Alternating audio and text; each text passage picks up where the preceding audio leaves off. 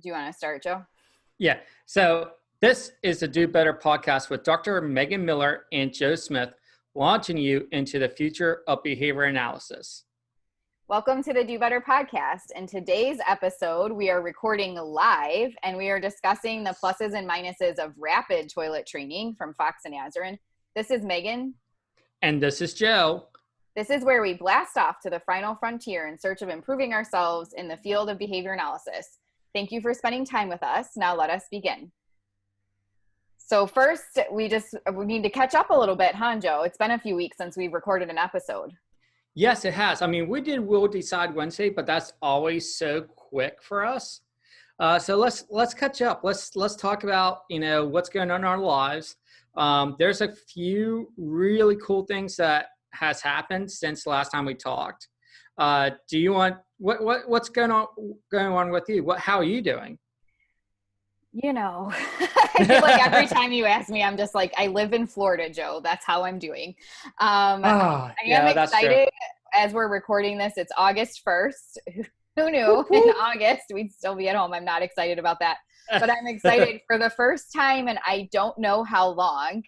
I have the house to myself for like 7 hours because Taylor's with my parents and Blake is out looking. He wants to get a boat, so he went to go look for a boat. So I am here. I've not had this much time to myself. Usually I'll get like an hour or two if Blake drops Taylor off at my parents, but that's it. So I'm here about that. I see Kelly, Brittany, and Julie just joined our live feed. So hello, thanks for watching. What about you, Joe? I really don't have any exciting things. I lied. I also had a really cool conversation with Stephanie Bolden yesterday, who's planning some new activities for Do Better around addressing racism. So we have some more stuff in the works for that as well. So I'm excited. I just put out before we started recording today a new reading group that we're starting for Do Better. So we'll be focusing on different topics relating to racism at first, but additional social justice type issues as we progress. And Stephanie's choosing a lot of the initial readings and whatnot based on what she has found to be meaningful for her and to help people really dive in and learn more. That's an exciting development. That is awesome. I just joined this morning. So if you guys want to join that, I would definitely. Megan, what's the group's name? It's called #DoBetterMovement Movement Reading to Action. I'm not good at creating short things. They're always long, but I'll post the link in the comments. Awesome. So definitely, if you want to go ahead and join, do it. I definitely join. I want to learn more, and I love to read and learn. So this will be a great group for you to join and be a part of. So on my side, there's a lot of cool things happening. Still, some of it staying home. So since COVID happened, I was really able to sit down and watch more Netflix because everything's shut down. Movie theaters are shut down. And my wife and I loves to go out, and our typical date is we go to a movie theater called Cinema Cafe, which is really cool. They have these really nice leather seats. You can pre-order your seat before you go to movie theater. When you get there, you order the food, your drinks, and then you sit back, relax, and watch a movie in these recliners. And then they'll bring the food and drinks out to you, and it's like the best date you can participate in. I love it. Because we're both big movie people, and just being able to sit in a movie while eating, it eliminates a lot of, going from this place to this place, back to this place. So it's definitely one of our favorite dates to participate in. But since it closed down, we love to watch Netflix shows. And one of our favorite shows just was released on actually yesterday, called Umbrella Academy. If any listeners out there know what the Umbrella Academy is and have anything to say about it, go ahead and drop it in the in the comments below, but we love it. It's an absolutely it's an absolute ride throughout the whole TV show. So I was thinking like, yesterday was going to be date night. And guess what, Megan? What? She proceeded to tell me that she spent earlier part of the day watching the whole season by herself. I could have guessed that based on our previous conversations. Yes. And I seriously was like dumbstruck and was like, you really did that to me? You watched the whole season without me? How can you? I was like, I'm like always on the go, and like it's hard for me to watch a show. So she's like, don't worry, I'll watch it with you. So that's what we did last night. We started watching the Umbrella Academy together. Well, I'm glad she still watched it with you. Yeah, I'm glad that she still watches it with me. But I mean, I just like, she always does it to me. Like, it's so hard for me to watch Netflix, and she gets ahead on these seasons.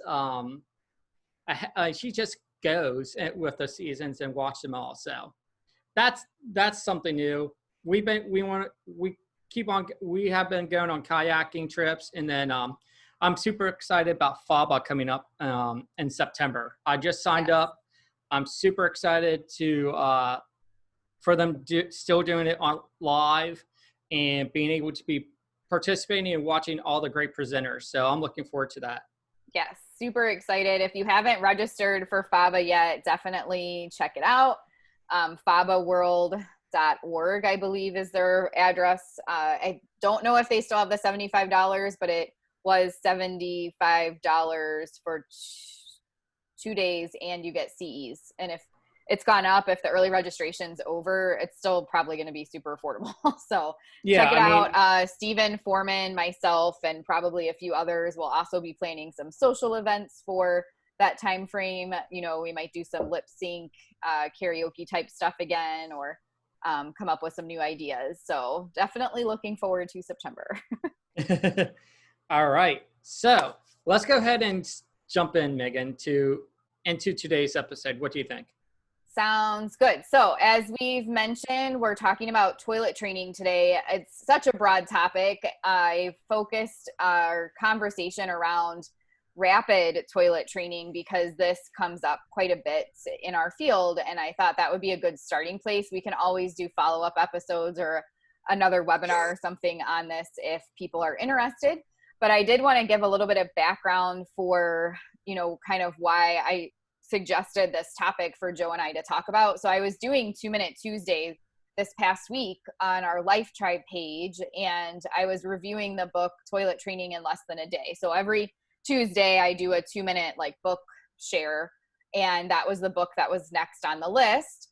I almost didn't cover the book because I've seen various concerns brought about from the neurodiversity movement and Amazon reviews from just parents of typically developing children, and they're not very glowing of this toilet training procedure. I didn't really use a whole lot of it when I toilet trained Taylor either, but I think it's an important book to read in our field for historical context, and there are some aspects of it that are important to know about when you're doing toilet training. So for that quick little 2-Minute Tuesday, I created a list of 5 pluses and 5 minuses.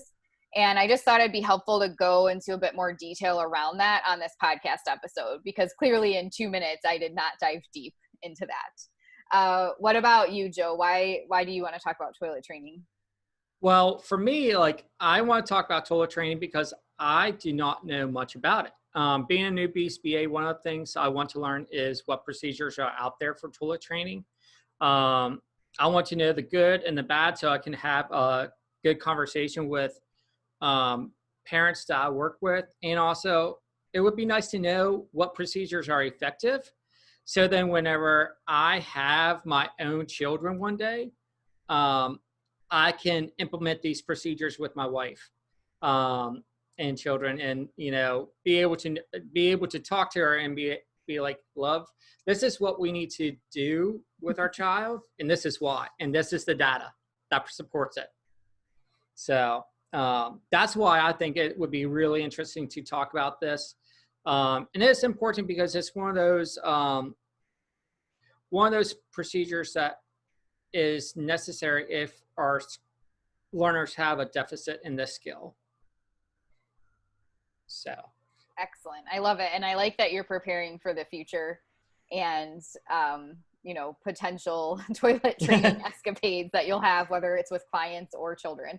So before we dive in on the procedures and what we are going to do today, I wanted for us each to share our background with rapid toilet training. So for those of you who are watching live, thanks for joining us. We are talking about rapid toilet training, which is a procedure that Doctors Foxx and Azrin published in 1971. And they published journal articles on it. And then they also published a book, and it's a best-selling book. It's one of the best examples of our science going mainstream that's out there. So many people in the, just parenting communities have read this book that know nothing about behavior analysis. And Foxx and Azrin are two psychologists who put together these procedures. So my background with rapid toilet training, before I even went to grad school, I had all my clients were pretty much early intervention. So we did what was called potty parties with our little ones prior to going to, that was for me prior to going to school for behavior analysis. By and large, they were fairly effective. I had 3 clients that all had potty parties at the same time, essentially, because they were around the same age. And 2 of the clients, it was like super smooth, no difficulties. And then one client, it was a bit of a struggle. Everything with that particular client was a bit of a struggle. And we'll talk about some of the issues when we go in a little bit further detail about the procedures. I also read the research from Foxx and Azrin in grad school, and all of the toileting procedures in grad school were primarily based on the procedures used in the article. In grad school and after, though, I always had concerns with the punishment component, and we will talk about that more later when we talk about the actual procedures that are in place. But the question that always was spinning in my head as I read about that aspect of the procedures was, this is a skill acquisition program. So why are we punishing things? Like, and when I do matching or tacting or puzzles or whatever other skill acquisition program, if the learner makes a mistake, we correct them. We do not do like positive practice or disapproval in like a really negative way. We just say, oh, let's try again, or, oh, it's this one. So why, for such a critical skill that a learner has never had exposure to in their lives, when in fact their history is the opposite, where they've been taught to pee in their pants, right? Like in diapers, we're going to bring in punishment? Like that just didn't ever go well for me. So I'll dive in on that in a little bit more. And I always, whenever like I was, provided training on this framework, this particular set of procedures, I always saw it as, this is an example of how you can do toilet training, as opposed to, you must follow these procedures. This is the only way to do toilet training. And I do think that there are some critical features that I've learned over the years, whether it's from, we want to credit the rapid toilet training, which I think we kind of need to, because that's where it first started, or other researchers. But these are some of the critical features that I've seen with toilet training over the years. 1, no diapers. The diapers have to go. If you're trying to do toilet training, diapers cannot exist. Maybe overnight, but that's it. And there's an article from Greer, Niter, and Dozier from 2016 where they did a component analysis. I'll talk about that a bit more too, but they also that was like one of their main findings. Personal account, my own personal child, yes, because I could not get my family on board with, hey, he needs to just be in underwear and we're going to have to deal with the accidents. And it wasn't until everyone finally was like, oh man, we really need to get into underwear, that he started regularly using the toilet.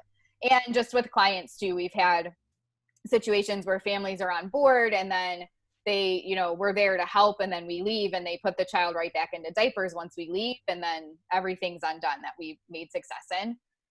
We also, one of the critical features, again, this is from my own observations. I don't think there's any additional research on these aspects, but looking at teaching the learner how to recognize if they're wet or dry and reinforcing staying dry.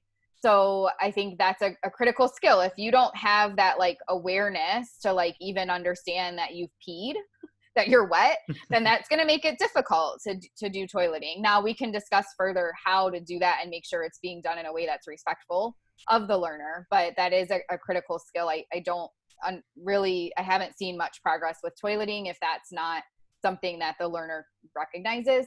And then the last one is understanding of why the learner isn't using the toilet. So for some, it may just be developmental. They're only 2, they're only 3. They've never been taught to use the toilet before. This is it. For some, it may be aversive and, attempts maybe have been made in the past, but they avoid the toilet at all costs. For some, there may be skill deficits around recognizing bodily functions. Mm-hmm. There might be some medical issues, and the list goes on and on. But I think a lot of people don't approach their toileting protocols with that in mind. It's just like, a family or a client indicates that as a preference. And then it's like, okay, let's hit the ground running with a toileting procedure. But there's not like the analysis we would typically do for other skills of like, well, why? Why is this a thing that's not happening? So sorry, my answer was very long, but that's my background with rapid toilet training. What about you, Joe? So my background is so much shorter than yours because I have never conducted toilet training procedures before with a younger client. It was never something that we discussed while taking my coursework because we were more focused on the task list. And the most I have ever done with some type of toilet training or something along that lines is I have conducted training on wiping in the past. But other than that, I don't have kids. I never been around whenever my friends are doing toilet training with their son or daughter. So I'm new to this. This is a new, fresh perspective for me, just to look at the research and just all the different procedures. I will say, Megan, like the past 2 days, I am just so overwhelmed with all the information out there. We had 2 good points in the comments that I'm going to touch on real quick before we go to the next thing. So Kelsey said, I think referring to diapers, I think they can be around and you can do a slower approach.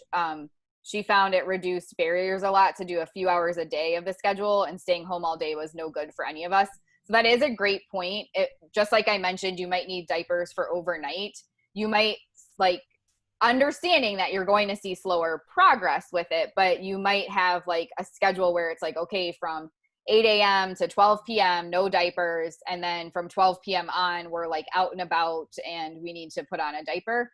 But if it's willy-nilly, which is what was happening for me, or constant diaper existence, then that's not like, I've never seen that be successful where either for my own son or families I've worked with, they refuse to go to underwear ever, like at all. They just want to try to get toilet training happening in a diaper.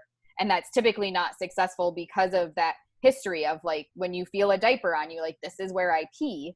And you also just don't get those same like bodily sensations of, feeling, I'm wet. I gotta go. So it conditioning that makes it a little bit more difficult as well. And then there was one other one. Jenny said, for many of my early learners, I use shaping to first teach tolerating the bathroom, teaching the learner to sit, and it just develops from there. And that's a great point. That's actually one of the things we'll talk about as we get through our notes for today. Shaping, as always, is usually key to success in something like this. And then, Megan, I also already have a question for you. Okay. Did you let Taylor choose the type of underwear he want, or like make that kind of like reinforcement? Like, what kind of big boy underwear do you want? Yeah, so I do. Most of our shopping is just done online before COVID and definitely now.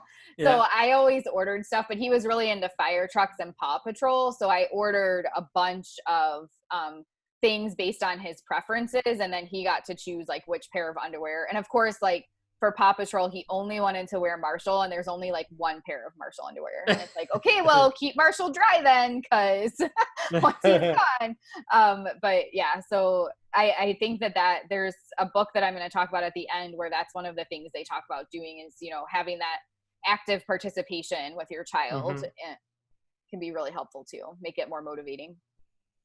Awesome.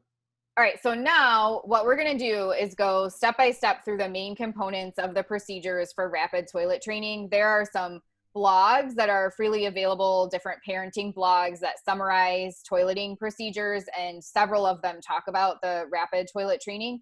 So those will be in the show notes. I'll link those to you all. And for those that are watching on Facebook Live right now, I'll try to drop those in the comments too, just in case you want to grab them now.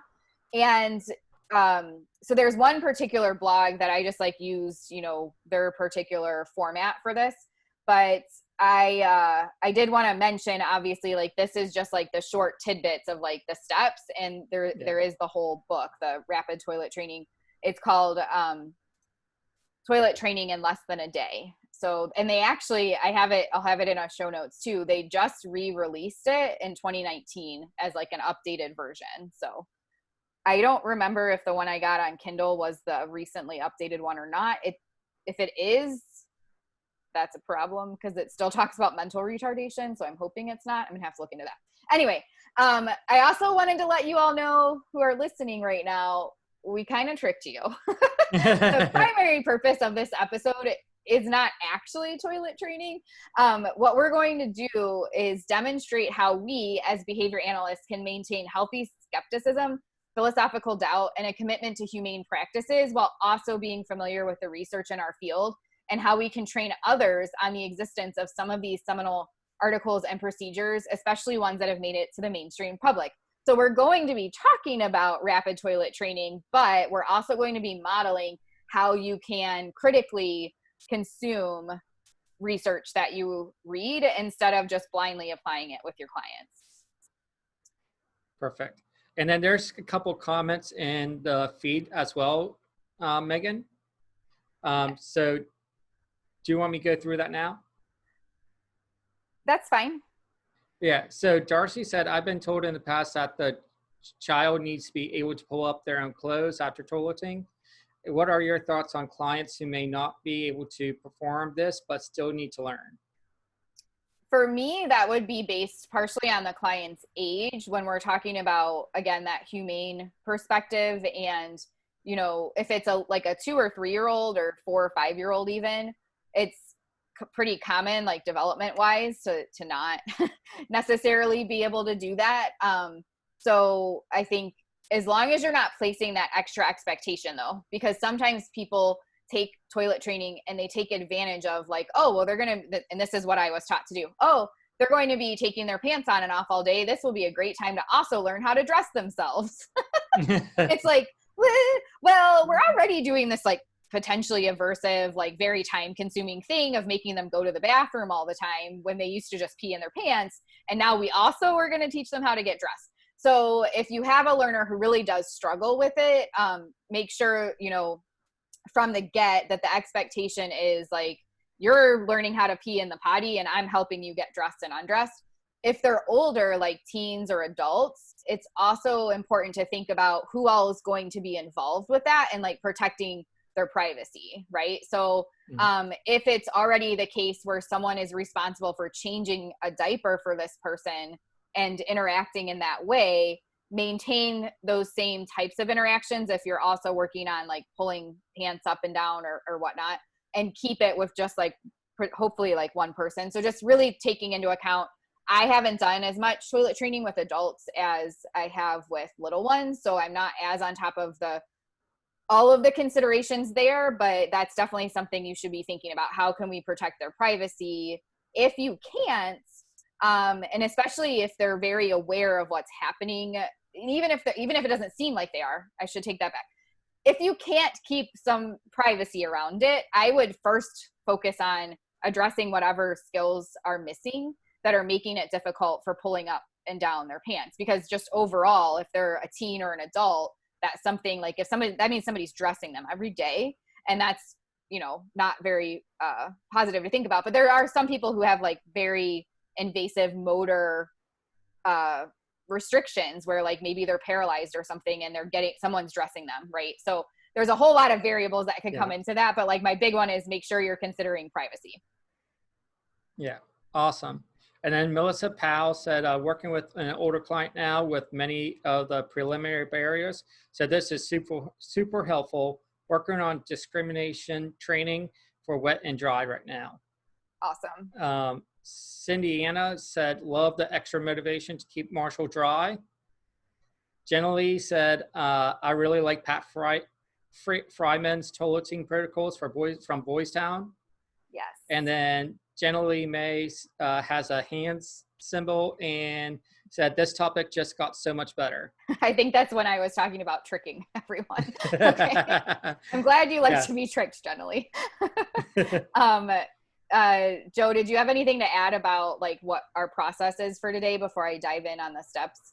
No, I just think as behavior analysts, I mean, we just need to have a healthy dose of philosophical doubt and skepticism whenever we're researching and reading articles from the web, because there's so much information on the web, and so much of it can be misleading, or it can promise to be the best. But above all, we should really always try to implement what will work for our learner and what is the most humane treatment and procedure to implement, and that won't bring harm to our learners. So I think this is going to be a fantastic webinar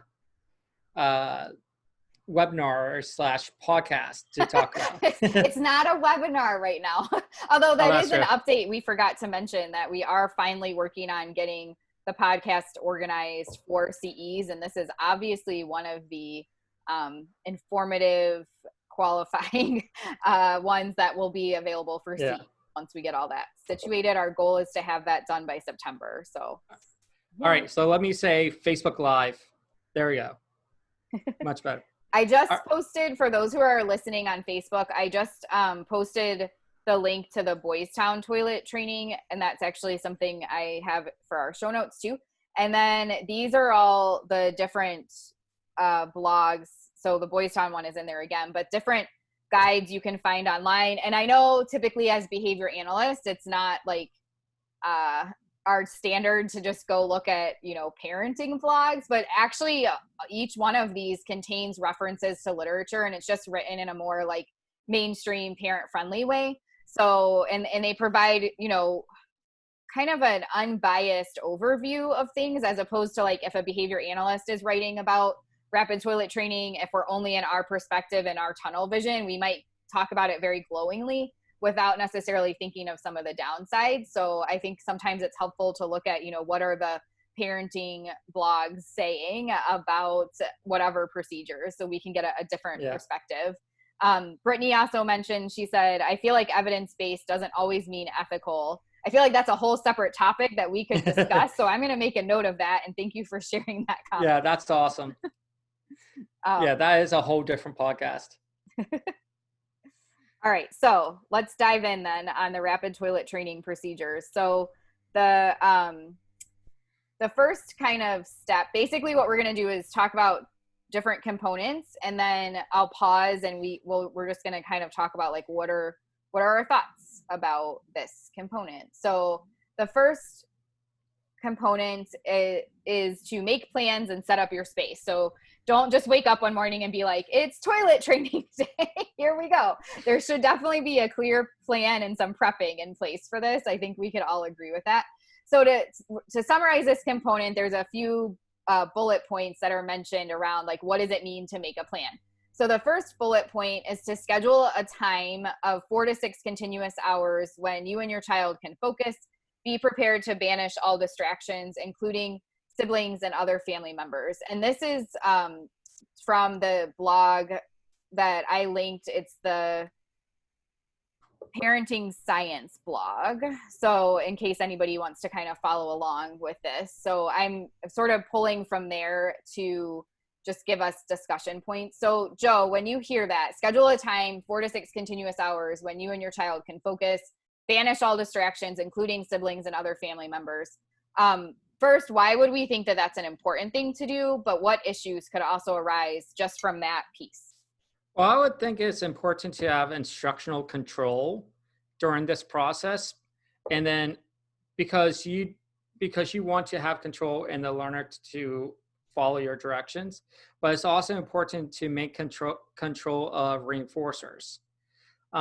But I don't know about you, but this already sends a red flag to me. I mean, 4 to 6 hours, that's a lot of time in one room. um, I know as a kid, especially an active kid, why would I want to stay in an area for 4 to 6 hours? If you would tell me to stay inside a room that has like nothing for me, I'm not going to want to stay there. I will try to escape and try to like leave the room and go do something else. And then if you're forcing me to stay in that room, I probably won't, follow your direction anyways. Also, for me, like my idea is like, I thought it would be better to do this in a bathroom environment instead of like in the living room or in the kitchen. I just think that, it would be, if I'm supposed to go to the bathroom in the bathroom, I would think that I would want to train in the bathroom. I don't know. What do you think? Yeah. So I agree that whole like 4 to 6 hours with no reinforcement. So when we did the potty parties, we would set up like a very reinforcing environment. I don't ever remember doing it without distractions. Like we were in people's homes. Like we're not going to be like move everyone and everything out of the way and be like, see y'all later. Like we're going to be over here toilet training for a few days. Like that's just not feasible. And especially like a lot of the times when we're training, like a lot of the families I've worked with are military and a parent is deployed. So it's like a single, parent at the house. And then I've also obviously worked with families where there's just a single parent, so there's one parent, potentially multiple children. It just doesn't seem very feasible that you're going to be able to accomplish even that first little bit there. And I definitely agree about like I already said this, but like if you're having all distractions gone and it's not like very reinforcing, like why would anyone want to stay in that environment? Now, I do think the scheduling a time, like we already talked about that, where this is your focus, that is super important, because I can tell you from my own experience of trying to do it with Taylor, like I had to pick days where I knew like nothing else would be going on. We didn't have any other plans. I didn't have like work things that would be going on. I had to like set my phone aside so I wouldn't get distracted by that. And I had to really, put some good focus on it. Now, the 4 to 6 hours, like obviously the more the better. But again, we have to think about realisticness of this. So like one of the things I would want to consider with the families I'm working with, or if I'm in a school or whatever, what is the realistic continuous hours stretch that we're going to do? In some cases, it might unfortunately only be an hour to start out with. Obviously, that takes much away from the rapid piece of this, but having that like framework of like it needs to be an agreed upon focus by everyone in this person's life so that we can all work together and like make this happen. I think I don't know how you could do it any other way. Yeah, I don't either. There was 2 comments here. Darcy said that not sure how feasible that this is if they have other children, especially other little children, which I agree. I don't know how that can be done. And then Amy said, what about if the only option is to conduct this in a center environment? Yeah. And I think that should be fine. We'll get into the location piece a little bit more here in a second. So if we don't answer your question, let us know. One other thought I had about the banishing all distractions, I think I'm more of a, let's try it as naturalistically as possible and then adjust accordingly. So with Taylor, for example, my son, when we did toilet training, I all his toys were out, everything was what it typically would be. And then we did our dry pants checks and like sat on the toilet and all that kind of stuff. What I noticed was, yes, if he was playing, he was much more likely to have an accident. But I didn't completely remove all of the distractions. What I did is, based on the schedule we were currently on, I just adjusted. So if he was currently, peeing every 15 minutes for whatever reason, at around minute 10, from 10 minutes to 15 minutes, I would say like, okay, we're not going to play for a little bit. We need to take a break. And I would like try to sing him a song or like show him some pictures or do something like less, where he's like so focused on what he's playing that he wouldn't realize he needs to pee. And that's how we address that. So I think it's also important for each step that we talk about to look at like, this is like this recommendation or whatever, but like, we also we're in natural environments here too. Yeah. So how can we do this in a way that is closest to the natural environment, but also successful? Perfect. But again, that does take away from the rapidness of it. Any changes you make from this are obviously going to take away from their rapid piece of it. Rapidness, but at the same time, I'm like, is rapidness necessary, or is rapid necessary the best method out there? So, exactly. Yeah, we're going to talk about that too. Yeah. All right. The next part says, choose an appropriate training area. It should be in a room that is large enough to play in and relatively easy to clean. Azrin and Foxx suggest the kitchen. So why would it be important to have like a training area, and what issues could arise? Joe, you sort of touched on this already. I don't know if you want to expand upon that. Yeah. For me, like for a training area, you would want something where they know where the toilet's at to go. They know the place of it.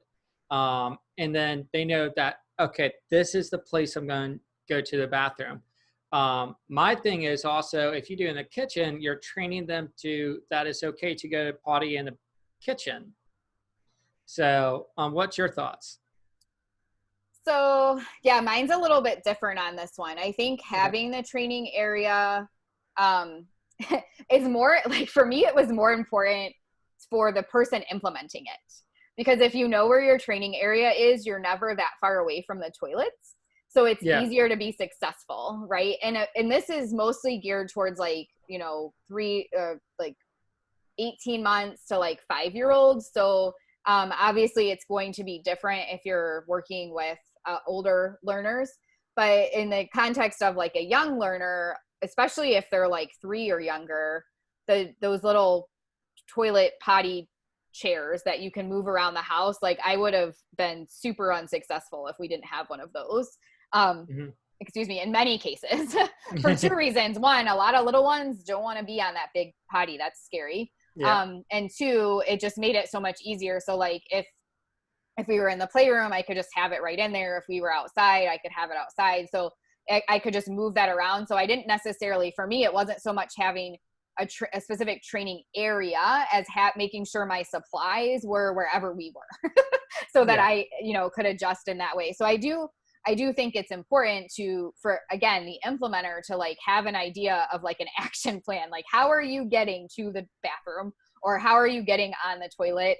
And planning around that. Also though, again, I'm going to bring up that idea around making sure you're looking at your data. If your learner is going like an hour without using the restroom and staying dry, being in one location for hours on end when they don't even need to be seems very aversive to me. Yeah. So knowing your data, maybe around, 50 minutes, you would go closer to the bathroom, right? And like to have some, unique things set up near the bathroom or wherever your toileting space is so that you can be successful. But if you're on like, if you're the whole hour just staying in this one tiny spot and that's for hours on end, you're probably going to it's not going to be a fun experience for a lot of people. And that's also in the Amazon comments, which I know it's not research, but a lot of the parents were posting things like that. Like my kid didn't want to stay in one spot. Like why? Well, yeah. I mean, I wouldn't. I know you wouldn't. So why would our learners want to stay in one spot? Yep. So. And then Darcy said, you can slowly shape to the bathroom once they are ready. I've run into kids who also have a strong aversion to the big toilet. Yep.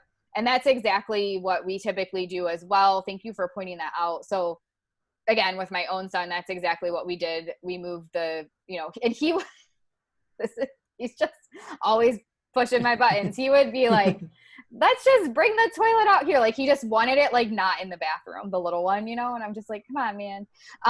But so then, you know, we had to set a new rule. Well, you know, toilet stays in the bathroom. And then eventually I think we had to get rid of the little toilet before he would really consistently go on the big one. But anyway. Okay. That's a great point because like, I mean, like I said, I never had this issue. So that's good to know that I could use those like little toilets and put them in different spots and it would be okay. Yes. Yeah. I actually, somebody, I can't remember where or why we were talking about this, but going back to that center question, now this also brings up you know, about privacy and whatnot, but they were in like a preschool and she had like an area where like if the learner was toilet training, it was like their special area and they like were in that part. So again, this to protect privacy, of course, but while in that area, she had the toilet seat and she would just like follow the learner around with it. And as soon as they started peeing, she just like toss it under them to like catch it. But that obviously, you know, the learners were only like 3 or 4 and they had their own private space where they were doing that. But I think for me, that would be something I'd be comfortable doing as a parent, but I don't necessarily know that I would have sent my son into a like preschool or daycare or center and been like, yeah, just, you know, toilet train him and like let him not wear, you know, just have him in his underwear and like throw the toilet under him when he's ready. That just, to me, that brings up some like privacy issues. But anyway, that is something that some people do. Obviously for adults, for the location and whatnot, again, it's going to get a little bit trickier. So just keep in mind for this particular discussion, we're mostly focusing on this like, you know, 2 to 5 year range, because that's what the particular procedure is that we're talking about. So if there's people who have questions more for like older learners or adults, we can definitely do a follow-up podcast or training or something on that. Okay, so the next one is to gather your supplies, and it gives a list of supplies: a potty chair, food and drinks, a doll with a removable diaper. Encouraged to have a doll that urinates if possible. I don't even know if they still make those, but you can also use an ordinary doll if you are prepared to handle the special effects of like making them pee or whatever. So not getting into the actual what they are, the supplies, but why would you think, like, why is it important to have your supplies prepared? And like, are there any issues you could see with doing that? My thing, I mean, it's important to have your supplies so then you're able to use them whenever you need them.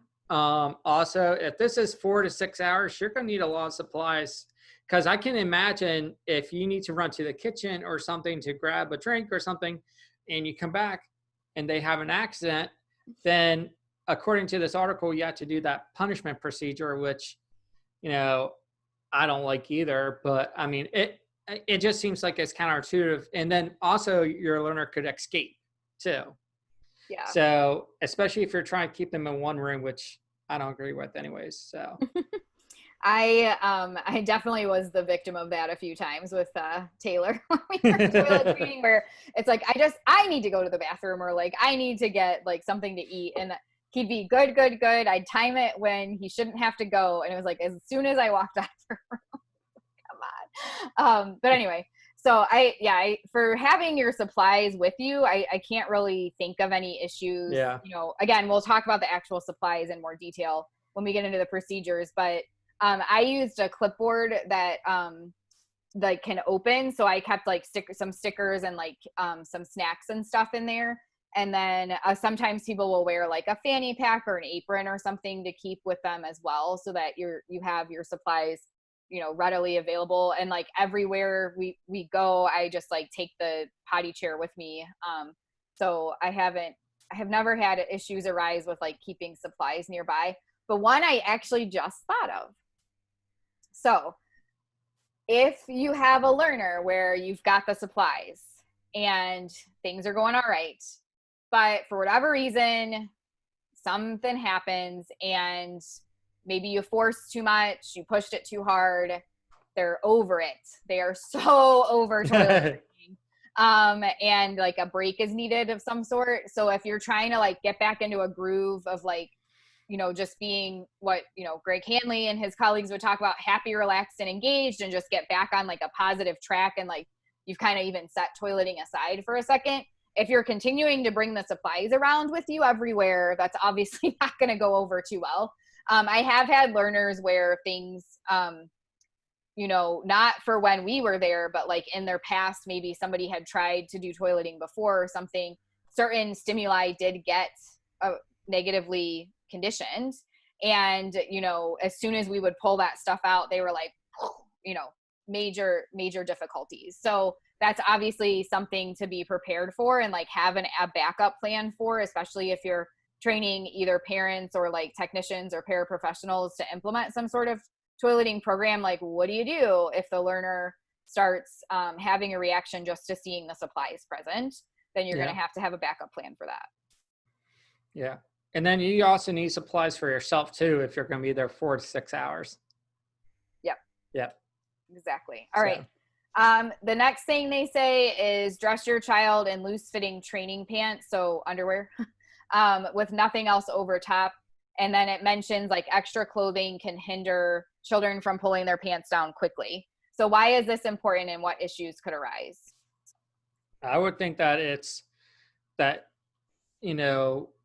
having extra, I don't know, like for me, like, I mean, my first reaction is like, why not have the extra clothing? Because you want to be able to them to train in the natural environment, like what they're naturally going to wear, like underwear and then pants and then a t-shirt. You're going to want to train that. But now I'm not sure about what my initial reaction is because of what I've been reading. So Megan, can you help me? Yeah. So for me, when I see this one, like the loose fitting training pants, if it's in the child's home and especially if like it's their parents implementing, I don't see an issue there. If it's a younger learner and the parents have enlisted, assistance from a babysitter or a technician or a grandparent or whoever, and all parties seem to give consent to that, including the child, having them like running around in their underwear, it's probably not a big deal at their own house. Yeah. Right? Like not a big deal. But if this is another one that comes up, right? Like if they're at school or in a center or something, you're not going to have, whether it's a young learner, and especially if it's an adult, you're not going to have them running around in their underwear. So, so that's something again to kind of think about. If what are you going to do there if you have a learner where it's difficult for them to like get their pants off and on? That might be something you address first before going into toilet training, just to make it a more positive experience for them. If that's not an issue and they like the pants go up and down just fine and whatnot, if you're in a public setting like a school or a center, you're likely going to need to just give yourself a little bit more time. So if the learner is on like a 15-minute schedule, make sure you might set your timer, a reminder to go into the bathroom or near wherever you're using for the toilet at like 14 minutes, right? So that you have the time to like take the clothes off. Okay. And then I heard that like, bare bottom toilet training is good too. So yes, that's one of the ones I have to talk about for at the end. Okay. Perfect. We do have a question in the comments. Yes, I just responded because I think that one, it's talking about like holding bowel movements, and I'm not entirely sure we're going to have time to touch on that because we have so much to talk about. So I made a note of it and I put my email address. Okay. If they want to email me, we can chat about it more. Awesome. All right. So the next point is be prepared to get your child to drink fluids. If your child isn't thirsty, try offering him or her a salty snack and continue to encourage your child to drink throughout the training session. You want your child to experience frequent urges to urinate, so there will be plenty of opportunities to practice using the potty. So why would this step be important, and what are some issues that could arise? I think it's important to have just those multiple trials to ensure the acquisition of the skill, but you might have some learners that, it might take multiple trials over several days. You're not going to be able to do that that one day acquisition of the skill. I also have an issue with like trying to force feed or force have the child, drink as much as possible if they are refusing it, just to create the opportunity to go to the bathroom. So what do you think, Megan? Yeah. This is one of the steps where it's like a perfect example of like differences in perspective. So we all would read this typically as behavior analysts and be like, yeah, that makes sense. Let's give them salty food and get that drink intake up so we can have multiple training opportunities, just like we contrive banding, and just like we set up like multiple practice opportunities when we're first teaching matching, and like all of those types of things. Mm-hmm. But like you said, if you have a learner who doesn't want to eat or doesn't want to drink, are we really force feeding? Like, is this really a thing we're going to do? And just also like, how much is too much for multiple practice opportunities, right? Like, I've seen people try to do things that are just like, the kid will do it. There's like a lot of compliance there, for better or worse. So the child will eat or drink whatever is presented to them, but it's being offered on such a thick schedule, and it's just like very, very negative experience. So this is one that I'm actually still learning quite a bit about myself, from just learning from different perspectives. I think the obvious one that we wouldn't hopefully have to talk to anyone about, though, is if a person does not want to eat or drink, you do not make them. Like, I hope we can all agree on that. So like, I think it's good to like have the things available and like have the snacks out or have the drinks out. You might even, like when I did it with Taylor, I even explained it to him. I was like, hey, we have all this stuff because I want you to get a lot of practice with going potty, right? Like I just, told him about it. He didn't necessarily understand the first time we did it. I think I was very ambitious and tried to do it when he was like 18 months or something ridiculous like that. So we were not successful. But I still, like, I explained to him like why. But I also think like it's important, when you're making your plan. So like if you're a BCBA writing a toileting plan, like if you wrote something like this in there, if you went ahead and included that, you would need to be very clear about the directions around that. Like, how often are these snacks and drinks being offered? What do you do if they don't want the snack or the drink, right? Like, what's your threshold? Because like I've had learners who don't really want to eat or drink, but in general, they needed to eat or drink for their life, like for their lives, right? Like it wasn't anything to do with toileting, like they needed it. So we've set things like, maybe every hour or 2 hours or something like that, offer a drink, and like you might encourage it more than like you typically would, but it's not a forced situation, and it truly is more for like just being an alive person. You need to consume liquids. It's not so we can have more opportunities for you to toilet. I have taught learners to use the bathroom who only had 3 or 4 urinating incidents per day, right? And I still was able to take those few opportunities and get them successful with going in the potty instead, or the toilet instead of their pants. So if that's possible, I think we have to, this is one of those things where Merritt Shank, he did a presentation with me at ABAI on using sports with ABA. And one of his quotes was, you have to, I'm not going to say it exactly, but it was something around the lines of like, you have to work within the rules of the game that you're given, right? So like when you go to help people like learn how to be better baseball players, you have that environment is what you're working in. So work with what you got, and like make it successful based on what the learner's preferences are. That's awesome. So that's my little thing on that. Okay. That's it for like the like initial like planning steps. So the next like main step in the procedure is to use a doll to demonstrate the correct use of the potty. So in this step, you're modeling for the child the different aspects of toilet training. So you're modeling like how to have dry pants, recognizing the need to go, using the toilet, and receiving reinforcement. And this step is repeated until the child seems to like understand, all of those aspects relating to toileting. So why do you think this modeling step might be important, and what issues do you think could arise from this? So I think it's important to model and teach a skill.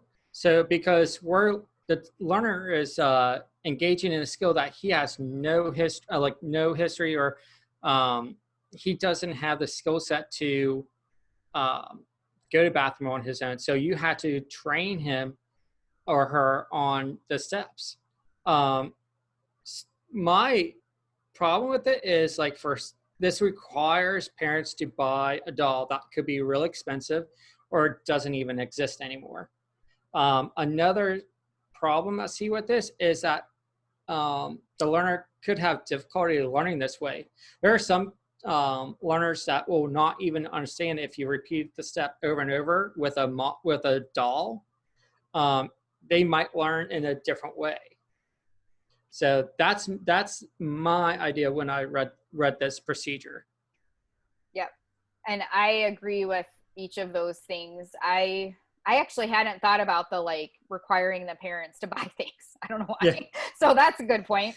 And what I thought about, I know, again, we're focusing more on like early learners, but obviously, like, for older learners and like adults, like, how appropriate might that be? The one piece that jumped out for me too is all of the research that's been done has been done using this as like a package. So I would be interested to learn more about like the importance of having the doll as a model, as opposed to whatever other things you might use. We used with Taylor, we used Daniel Tiger has like an app on toileting, and I loved it because it was like, it would show Daniel playing and it would be like, stop and go potty right away.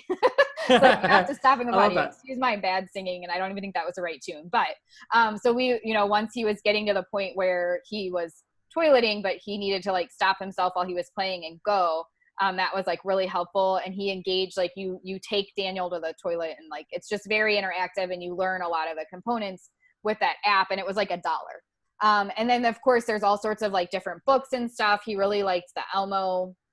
There was one from Sesame Street with Elmo and like pooping and peeing that he really liked. So for his young age, like, those were really helpful. I never did anything with a doll or anything like that. So I do think we do have sufficient research in our field to show that, the benefits of behavioral skills training and having that like modeling and role play with feedback. So like helping to explain like, hey, we're going to learn how to use the toilet. And this is, you need to pay attention to whether or not you're dry, and like go sit here and like let the pee out or urinate or whatever words you're going to use. So I do think that value of like having some type of model, whether you're like showing it through a book, whether you're just like physically walking them through it in like a neutral time, if you're showing them through an app, I think the model piece is definitely important. But we need to think about, also the preferences of our learners too. Mm-hmm. If they're not really into dolls, if there's other things that would be more interesting and motivating for them. And then, like you said, like, obviously the supplies, like, if that's, cost prohibitive, it's probably okay.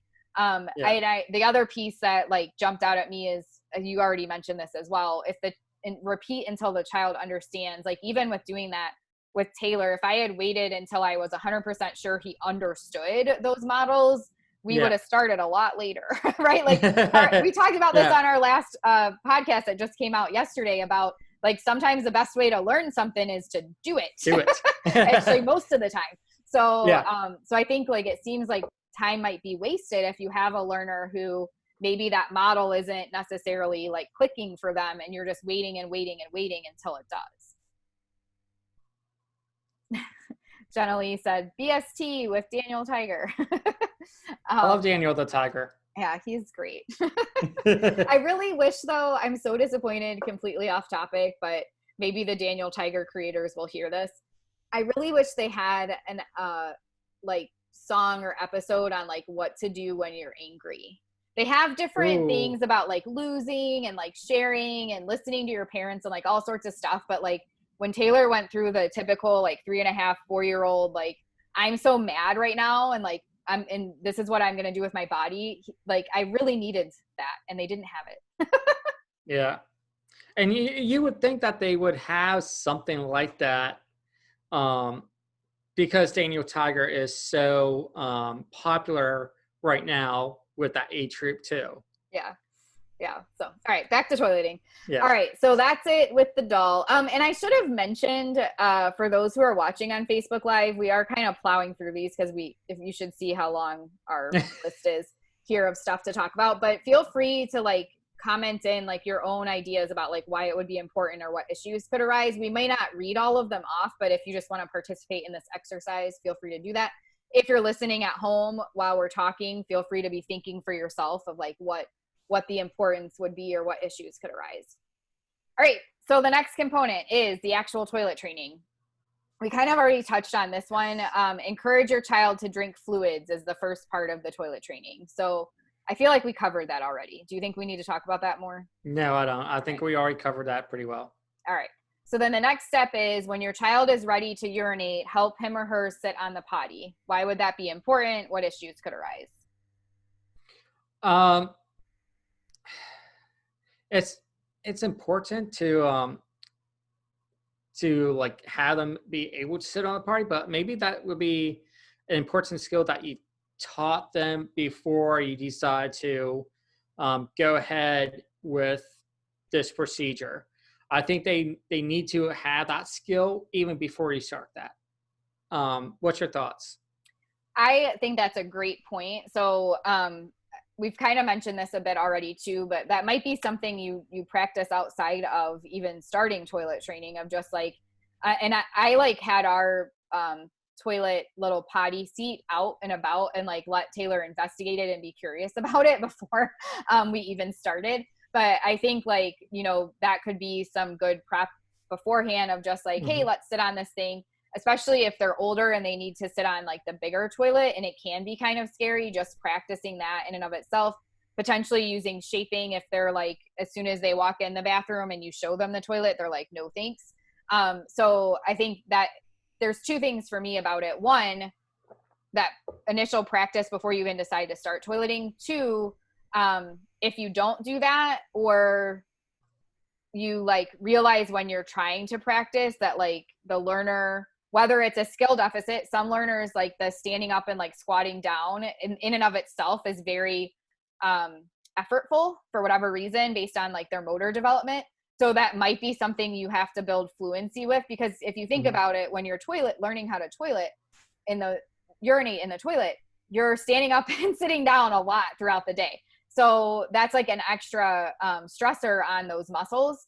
So that might be something you need to like build up at first. If it's a learner where you can just sort of like plop them on the toilet, as long as they're calm with that, then that's fine too. But when you're thinking about implementing a toileting procedure, looking at these steps as we go through them or whatever steps you come up with, each of those steps, if you're not already doing what Joe and I are modeling right now of like thinking about what the potential issues could be or like what changes you would make to be more humane, I definitely encourage you to, and consider it an assessment of sorts, right? Like, okay, drink fluid. They're going to have some fluids in them. Does my learner actually drink things throughout the day? Is that something I might need to work on first?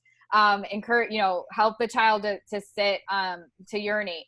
Does this learner, have an aversion to sitting? Does this learner have any medical issues? Right. Yeah. So like all of those types of things should be assessed. Any of the skills around toileting need to be assessed before you just like dive on in and like start your toileting program. The other issue that I could think of, it doesn't like jump straight out here, but it doesn't say right here, like, okay, when your child is ready, help him or her sit on the potty. It doesn't say if your child resists sitting, make them sit anyway, but they do have a follow through component with this. So like, that's an issue that could arise, right? Like if I said, okay, it's time to sit here, sit down, and the learner doesn't want to, what do I do? Am I making them sit there? Yeah. Is that what's happening? Is that ethical? Yeah. So, and when I first started in the field, yep, that's what we would have done. We would have just placed them right on there and like, they would have sat there, and we may have sat and like held them there, to toilet. And that obviously makes it aversive. So we have to either, again, use shaping. If they're not going to sit on the toilet, come up with what the step is that they would. If they're not ready to sit, maybe it's just, hey, come stand in the bathroom with me. Awesome, we did it, reinforcement.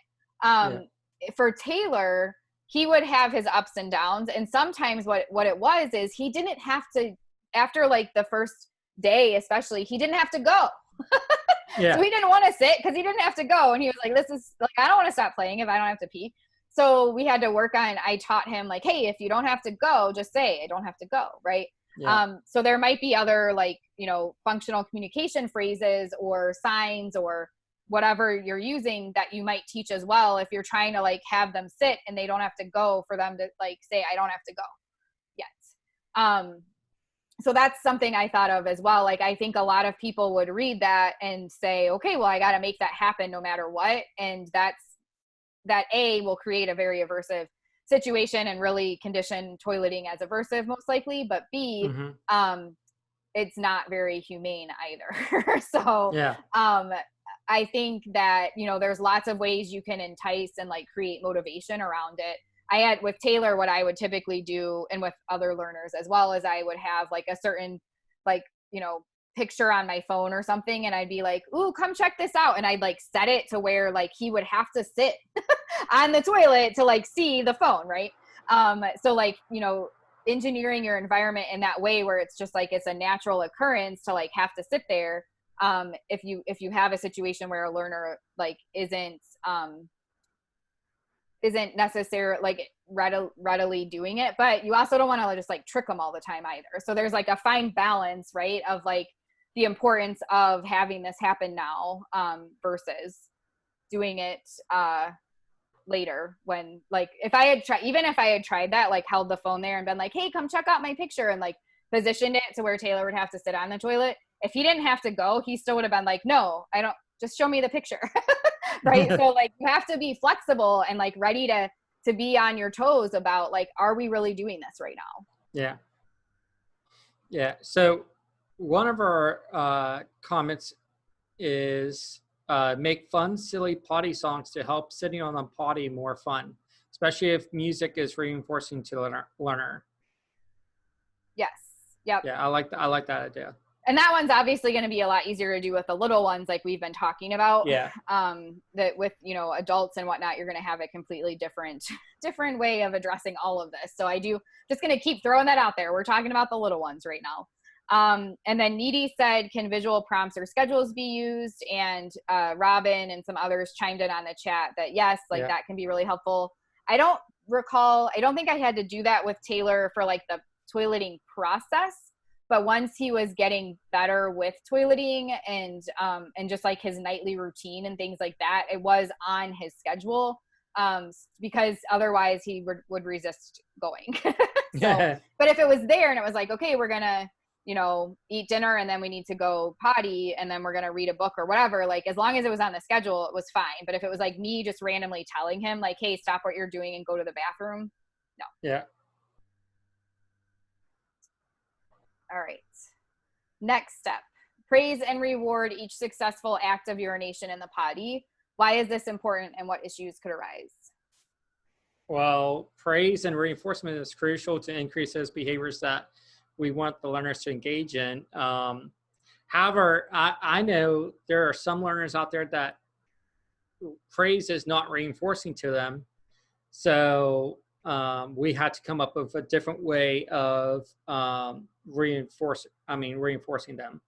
Also, I also think that, you know, we should be praising them just for even going to the potty or even sitting on it. I mean, like it just depends on the learner. What do you think, Megan? Yeah, I agree. I think like, you know, for a general parenting book as a recommendation, like this is what is said in that blog. I'm sure the book goes into more detail about the rewards and things like that. But obviously, you know, especially as behavior analysts who might be writing toileting, it's important to consider what your rewards actually are and whether or not they are reinforcing. But we've had situations where you have to be clear about what your priorities and your goals are. So we had times where like we were shaping and just working on like sitting on the toilet, and the learner very quickly figured that out. So like he would just go over and sit on the toilet and hold out his hand for an M&M. So you have to be prepared for that happening as well. Like, what are your criteria for this? And like helping, you know, and we actually just explained to him, it was like, oh, you want an M&M, but this is for when you're peeing. So like, come over here and like ask for an M&M or whatever. So like we helped, because it was basically a defective man, right? Like instead of just telling us he wanted an M&M, he went and sat on the toilet even though he didn't have to go. So we addressed that pretty quickly, but some people might not, you know, think to look out for that. Or like if you have parents or non-behavior analysts like implementing, and they're going to be doing it for a little bit by themselves, having these like, you know, troubleshooting type things, like if, you know, if the thing you're using doesn't seem reinforcing, this is what you do. If it's, you know, reinforcing, but they're trying to over like do the sitting on the toilet just to get it, this is what you do. Like, so, you know, having that troubleshooting in place. I think this is one where I'm again still learning. So I would be curious to hear more from different perspectives, like outside of behavior analysis. What are some of the issues they might see with that? But I think like the main ones that would arise of like, you know, learners only going to the bathroom to try to contact reinforcement or something, or like sitting on the toilet to contact reinforcement, to like having a faulty connection there, should be controlled if you're using, like, if you're properly explaining what's happening and delivering the reinforcement in a schedule, moving things along as quickly as necessary. And then we've already talked about this a few times, but that shaping piece comes back in as well. So like this says praise and reward for each act of urination. When you first start, different learners may be at different spots on like what they're being reinforced, how they're contacting reinforcement, right? So, hey, there may be a learner who is not very happy about the presence of the toilet, and the initial thing you're doing is just reinforcing for that, right? And if they happen to sit and go, then, you know, a bigger party needs to happen about that. So being clear with whoever's doing the toilet training, like what exact responses are contacting reinforcement. And it may be less than just, you know, urinating. It might include a wide array of things. Okay. So the next part is every 15 minutes or so, ask your child if his or her pants are dry. So why would this be important, and what issues could arise there? So it's important to be dry because I think it's important to be, so then the learner knows like, hey, am I dry? But I thought that would be a skill that that would be like one of those prerequisite skills I would want to make sure they know before starting this procedure. What do you think, Megan? I agree that it's something that is helpful for them to understand. Typically, this is one where we do like both things at the same time. So we'll be, you know, working on urinating in the toilet while also teaching how to recognize if you're wet or dry. Or leading up to it though, if you have like a learner who's in diapers, I would encourage the family or whoever is working on the toileting to be talking about that, right? Oh, your diaper's still dry. That's cool. You're dry right now. Oh, your diaper's wet, you know, and like starting to expose to those concepts. But if they're not like accurately, you know, answering about that, I think you could, for me, at least in my experience, you can still start and like that skill comes online faster. But that what I've seen happen is people don't incorporate that part. They just focus on going and like urinating in the toilet, and they never focus on that like checking yourself and like self-management piece of it. So they'll have learners who still have a lot of accidents, and it's because they don't have that skill. So for whatever reason, when implementing the procedures for toileting, that seems to be a step that a lot of people think is optional to like learn about being dry or wet. And I just don't think it is. At least in my experience. And sometimes I've had learners where that was like such a deficit that we did put the toileting part on hold, actually like going to like sit in toilet, and we just focused on like, let's, you know, build reinforcement around like staying dry. But you have to be careful too, because it can go too far the other way. And that's one of the issues I was going to bring up. I've had people give too much reinforcement for being dry. So then the learner is like holding, because they're contacting so much reinforcement every time someone checks or has them check themselves. If they're dry, they get access to some like great thing. They're like, oh, I gotta stay dry. Right. So you have, again, that's another like balance that has to come in where, you know, being really careful to observe like what's happening here and make sure you're not putting too much reinforcement in and move things along once the skill is starting to emerge. With that. And this is another one where issues can come in around like privacy and protecting the learner's privacy. Again, being a mom, when I did this with Taylor, like I would help him feel, and like I was fine with that because I'm his mom. But when you're looking at other adults working with young children, or of course, if you were working with an older learner or an adult or adult learner, that would be very invasive. So you would want to come up with ways to like have them help like learn to check for themselves if they're dry or not. I have also heard like criticisms of just this step. This is one that I have down to discuss further with some folks from the neurodiversity movement to see like to learn a bit more. But for me right now, I can't say like don't do this step, because I've never been successful with I shouldn't say never. It's been difficult to be successful if like the skill of recognizing if you're wet or dry is not present. Yeah. And then I also would rather ask it like every 15 minutes, hey, do you need to go to the bathroom, rather than if you're dry or wet. Now I could be wrong with that too, but that's just my initial take too. Yeah, I think that's a good point.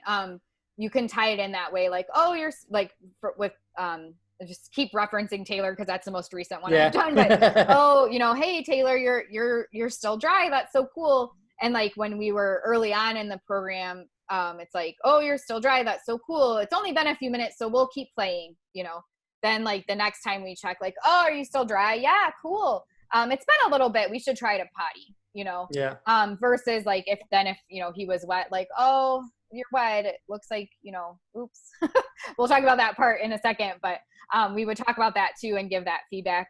Jenny said, this is a step that we manage during teaching. I teach my staff how to comment on wet versus dry and differentially reinforce.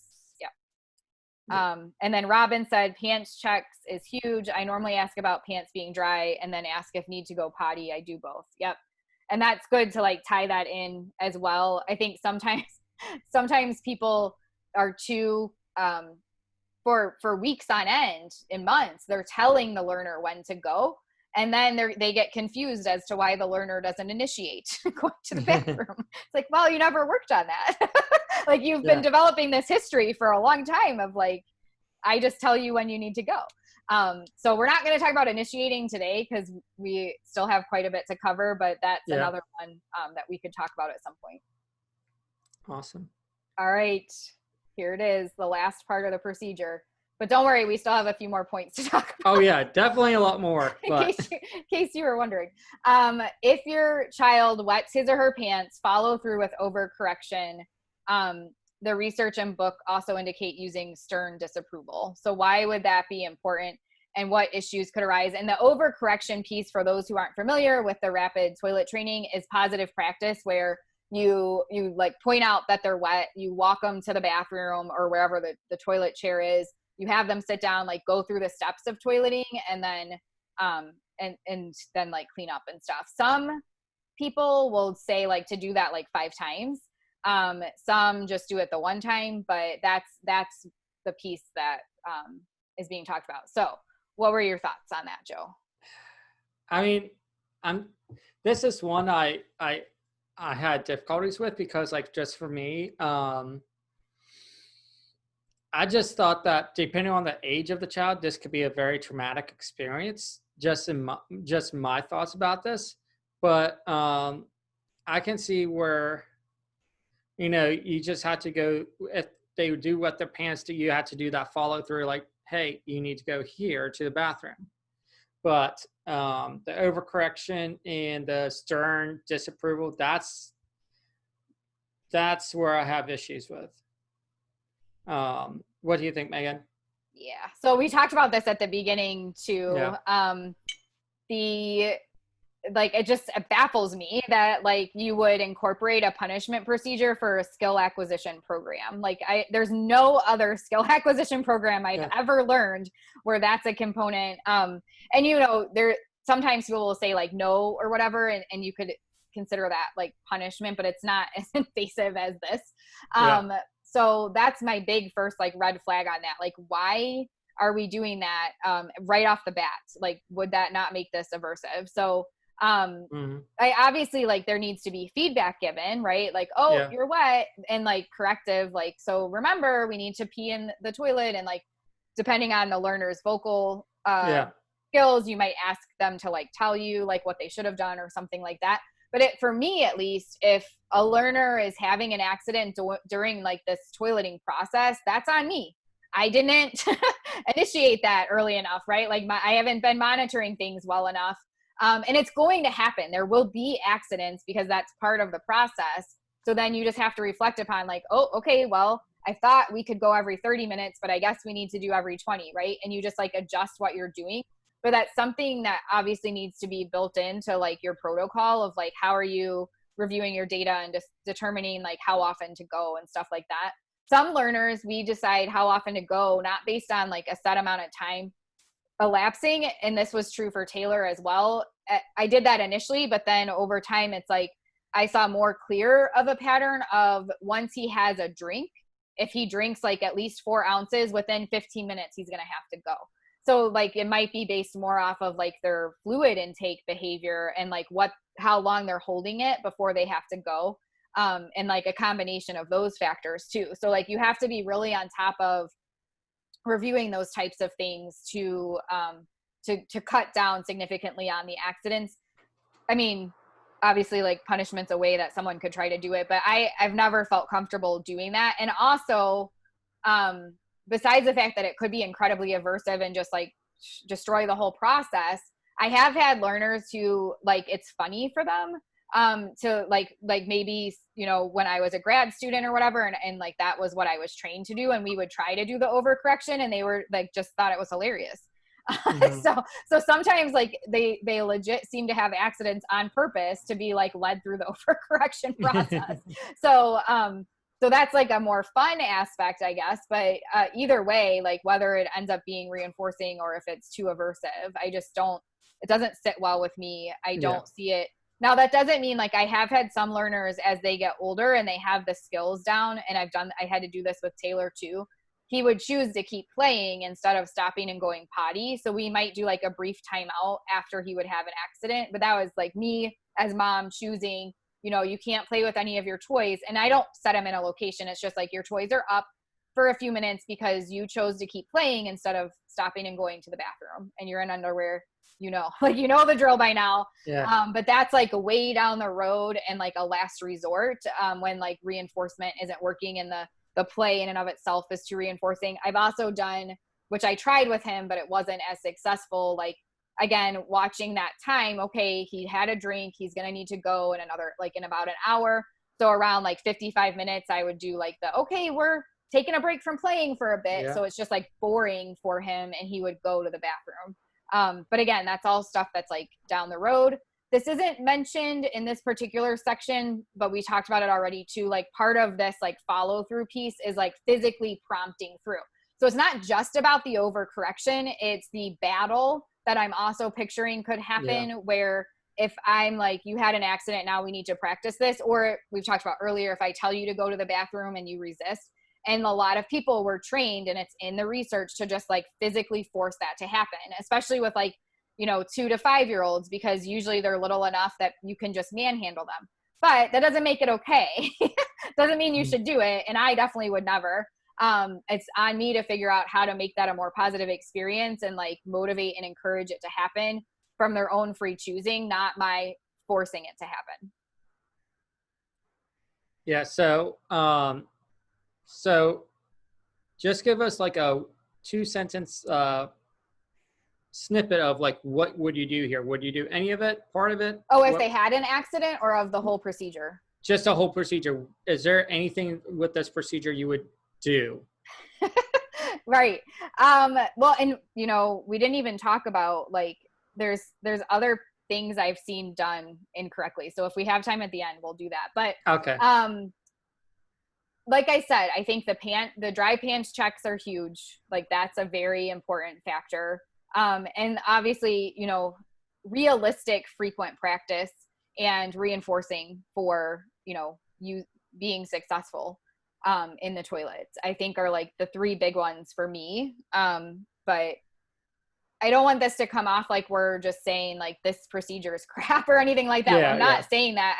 We're, as we mentioned at the beginning of this episode, we're doing this as a way to model how you can like review a procedure that exists, especially one from the mainstream within behavior. Like, it's a behavior analytic procedure, but it's out in the mainstream, how to review that and like critically think about it. So those are the ones I would do. What about you, Joe, from our discussion?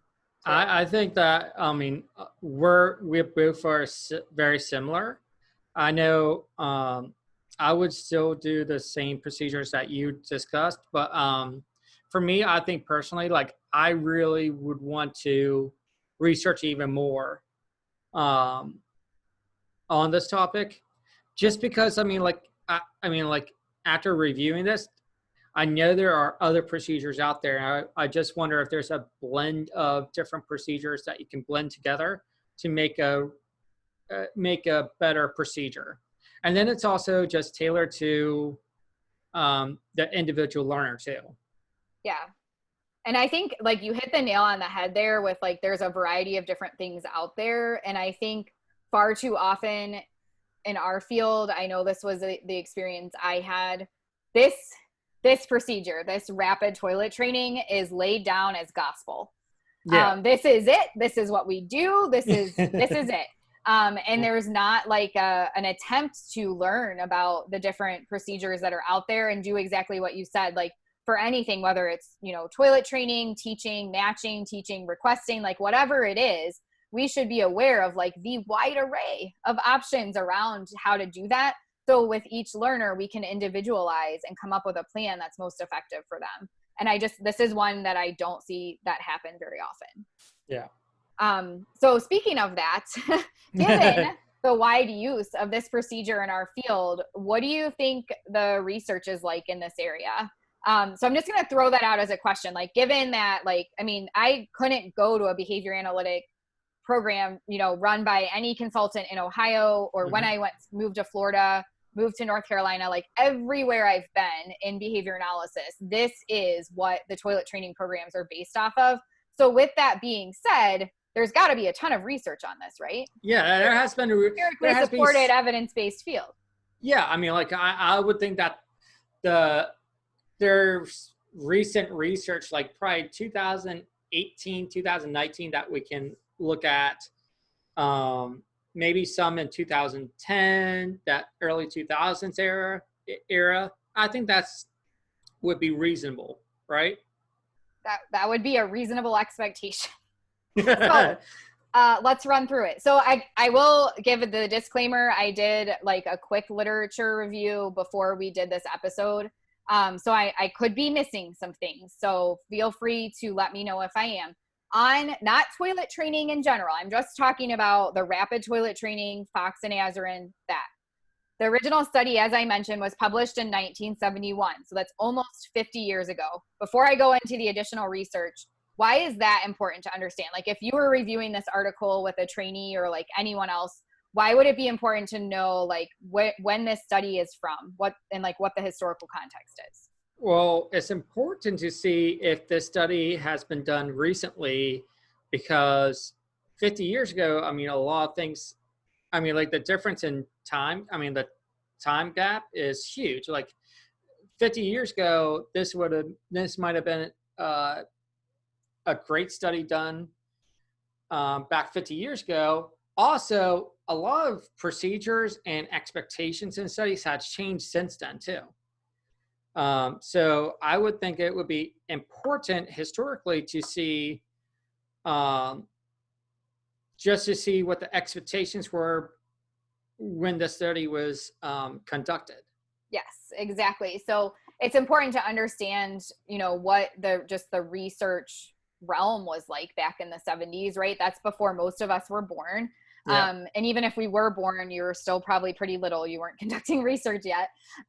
So it's important to just understand like what did research look like then? What was the IRB process like in getting things approved, and what was even the knowledge base? So like what previous research had been done on teaching toileting skills, all of that kind of stuff. And that original study was done, the purpose of it, according to the study and like their book and everything, was they had encountered a situation where people at that, and they, this was in the 70s, so they refer to it as people with mental retardation, but people with disabilities were in institutions or hospitals or whatever, usually bedbound, in diapers, having someone change their diaper all the time. So they wanted to demonstrate that you could use behavior analytic principles to get successful independent toileting behavior.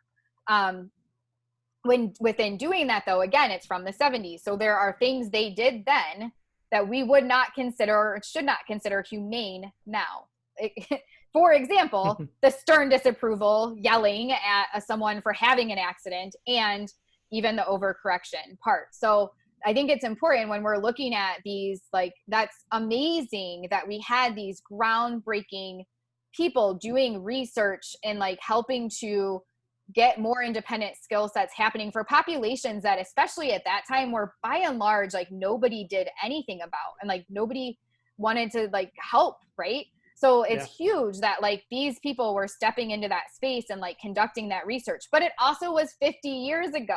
So it's very rare that you should find an article from 50 years ago and be like, yes, I can apply all of these same things now with the knowledge we have now about the human experience. Like, that's not going to happen. Yeah, I hope. no. But as we mentioned, go ahead. I was just going to say, like, ethics has changed since then too. Like, what's ethical anymore is different than what it was 50 years ago. I'm 35 years old, and the ethics, like what was ethical when I was a kid, is completely different now too. Exactly. Right. So, so I think that's important. Like, those are discussions you should be having if you're training people in the, if you're a professor or you're a supervisor, don't just be like, well, these are the procedures that were published and like people use for toileting. Like, have that discussion. What's the historical context? What about this is like no longer okay to do? And probably, arguably wasn't technically okay then, but that's like what the culture was. And what it was actually better than what a lot of people were experiencing. So I think that's important to recognize. The other piece of it is they took that research and then applied it with, trying to get more into the mainstream and use like for parenting and publish to like anyone with a child that needed to toilet train. So what's interesting though is there was some additional research done at that time by Foxx and Azrin on their procedures. There were also some other psychologists, Marsden and Spock, who were doing research on like teaching typically developing children how to toilet and how to do it in like a rapid way. Relating specifically to Foxx and Azrin applying to typical development, in 1973, there was a study of 34 children and it was 97% effective. 1977, Candelora had an unpublished dissertation comparing rapid toilet training with the gradual approach from Spock. And there were 72 children and they had earlier improvements with rapid toilet training. They were aged 18 months to 35 months. 1976, Butler had 49 children and coached parents and showed 77% effectiveness, but depending on age. 1977, Matson and Olendick compared parent implemented to trainer implemented, and they were successful 4 out of 5 times with the trainer, but only 2 out of 5 times when the parents were implementing it. And in large part because of, what we were talking about earlier with like the overcorrection and some of the just like not being feasible. But what do we notice about these dates? 1973, 1977, 1976, 1977. They're still in the 70s. Yes, right? Like all of that is still from the 70s. Now, again, I'm just focusing on rapid toilet training. I'm not saying there wasn't additional research done on toilet training since then, but that was like the bulk of the research was in the 70s. And I know we love single subject design, but this is like not even 200 children total. And this is what we're using as gospel to like guide toilet training procedures. And like people are adamant about, you must do it this way. And we're still why are we not having these discussions? And we're in 2020 now. And it's like so long ago. And the other thing that I had an issue with too is that this was on a parent blog in 2020. And there's like, oh yeah, it just seemed the results seemed like they had a lot of success, but there was no data to like really support this in the parent blog, which I have a problem with, because you're telling parents that, oh yeah, use this procedure, it's effective, but yet that data was from 1970. Yeah. So I think in the blog they do recognize that though. They say, and they have like a second blog that I linked, and it's like parenting science. So the second blog that is overview of like all the different toileting procedures, but like their whole thing throughout both is, there's not a lot of research on these things. Which, to be honest, just blows my mind, because this is a procedure that's technical, but also is so needed, and everyone has to go through some type of toileting training for their learner. Like, this is something that's essential to train. So why don't we have like updated research that's conducted like every 5 years, on this? Yeah, like everyone has to learn how to use the toilet. Yeah. So you would think there'd be more stuff. So one of the quotes from the blog, this is directly from the Parenting Science blog. It says, as researchers at the University of Alberta note, more studies are needed to determine if any one potty training method is better than the rest. We also need more research to investigate how the individual characteristics of parents and children might affect potty training success, and whether or not there are any long-term adverse side effects associated with particular toilet training techniques. And that was part of that was in reference to what we talked about earlier with like the overcorrection and like forcing to sit on the potty at a certain time and stuff like that. So, people could say like it's effective in that like my child learned how to like go to the bathroom, but then there's not that follow-up of like, talking to the learner and finding out like what that qualitative experience was for them. Did it have any negative effects? Just like we've learned with spanking over the years, how it can have effects down the line. There are ways of teaching, especially young children, certain things that work, but that doesn't mean they're like qualitatively great and like don't have adverse side effects down the road. Okay, so diving in, there is just a little bit more research to talk about. So I mentioned earlier, Greer and colleagues published a component analysis. So they kind of talked about how, this was in 2016, and they talked about how like all of these toileting like packages are out there, but like people haven't really analyzed what components are effective in 2016. Like, what?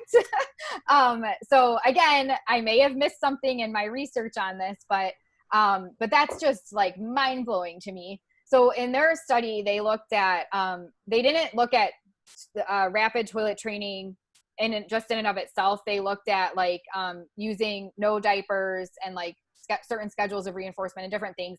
I didn't type up notes on it, but I just wanted to point out that like a component analysis wasn't done on this until 2016. Crazy.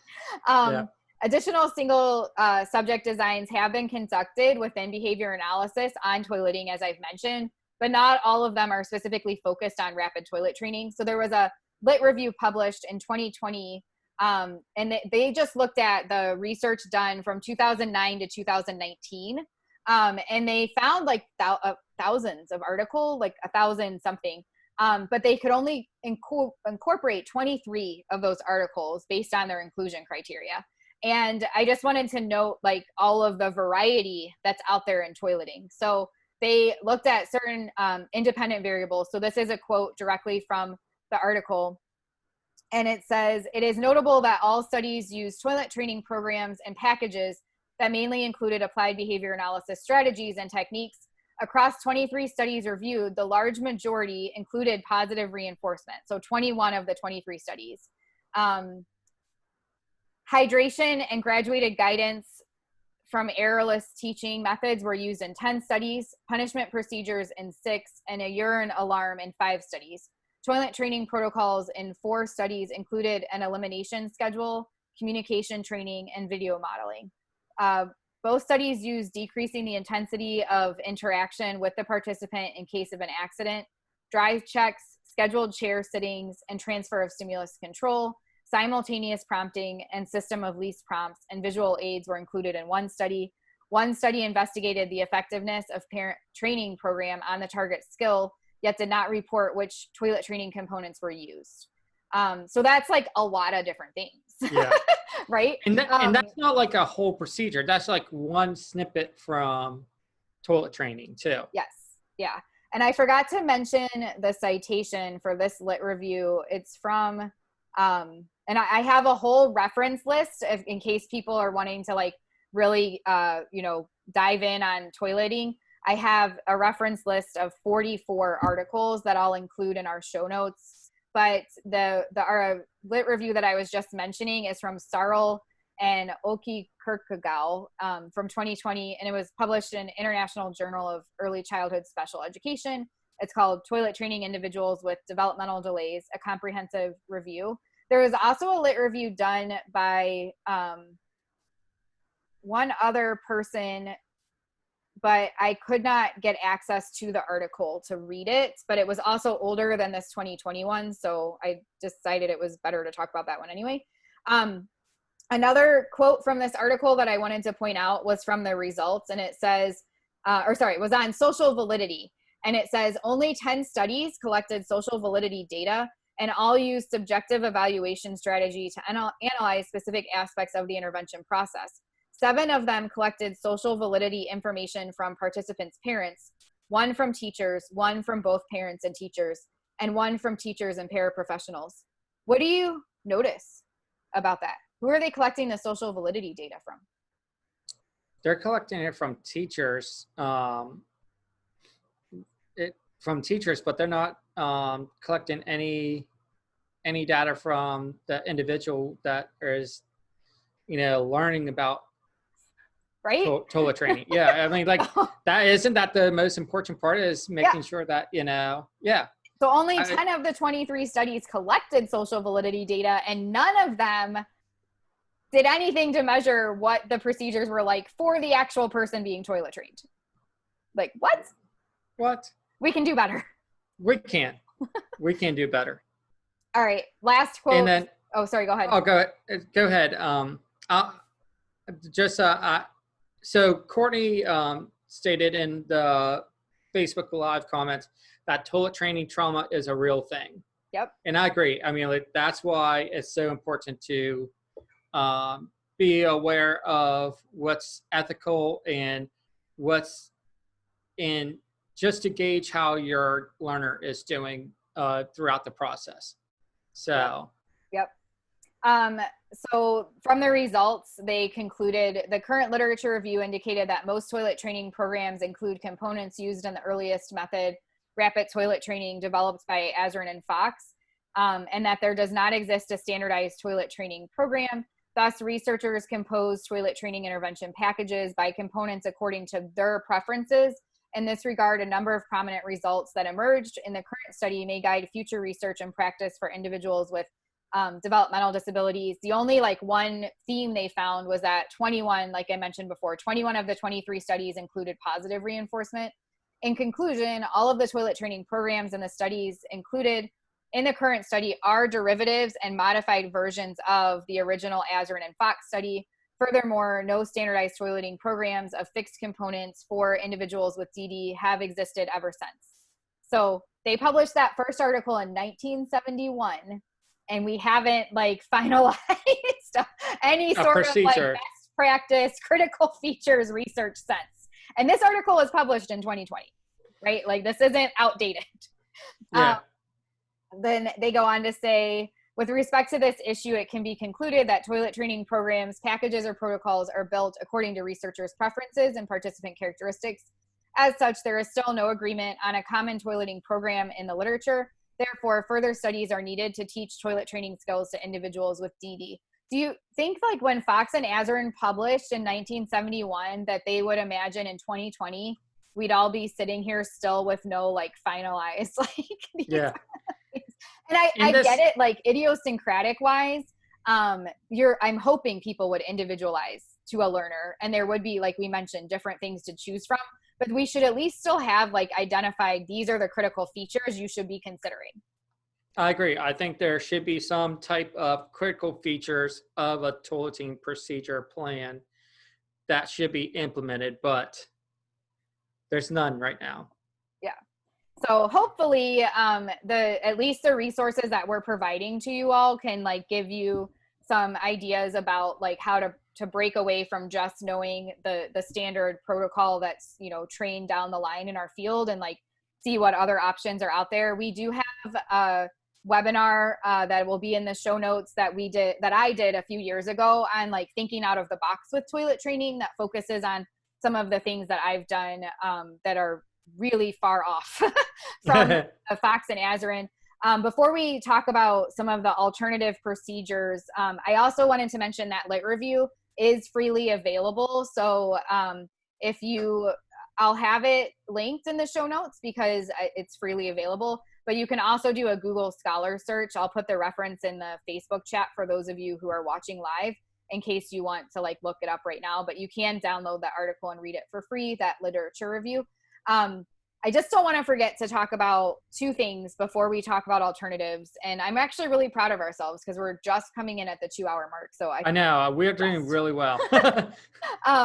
One was with regards, we did not bring this up. And to be honest, because I just didn't really review it as much as I was reviewing so many other things. I just didn't think to look this up. One of the common things I've seen in toileting practice is having a learner sit for like ever on the toilet. So that's one thing that in that webinar I talk about in a lot more detail, but I do want you to consider what that would mean and like what kind of aversiveness could arise from doing that. But I also wanted to share a little story where we were talking about location earlier, and I have no idea why I forgot to bring this up as an example, but when we're thinking about, you know, trying to have like a set location for your toilet program, don't do it if you're in a school, don't do it in the bathroom stall. Like, I feel like I shouldn't have to say that, but that happened to me. I had a client and the mom contacted me and said, is it typical in toileting to like have the learner sit on the toilet the whole school day and bring him his lunch and he eats his lunch on the toilet until he goes to the bathroom? I'm sorry, what? Wow. How could anyone think that's a good idea? Like when I hear those stories, I'm like, these people have not learned that their clients are humans. Like that's the only explanation I can give for that. Like, why would you think it's okay? And this was an ABA based school. This isn't like a school that shouldn't, like, you know, doesn't have the proper resources and like doesn't know what they're doing. They were following to the T whatever they were like rigidly trained on with toileting. And the rule was you sit on the toilet until you pee. This was a kid who held. So for 8 hours, he didn't pee and they kept him on the toilet. Like, where does your common sense go? Where does your logic go? And like hygiene wise, even like, why would you think it's okay to eat food on the toilet like that? Like what? So I hate to like throw that in here as we're like working through all of this, but this is why I wanted to do this conversation today, to really model how important it is to be flexible and like critically analyze the procedures that you're reviewing and looking at, whether it's toileting or anything else. Like, just because procedures were used a certain way doesn't mean you then black and white apply that and like that's what you do and like all out, no matter what the learner's doing or what responses they're giving, you just blindly keep doing that. Like that's not how our science works. So and you would think that a school district would have like common sense too.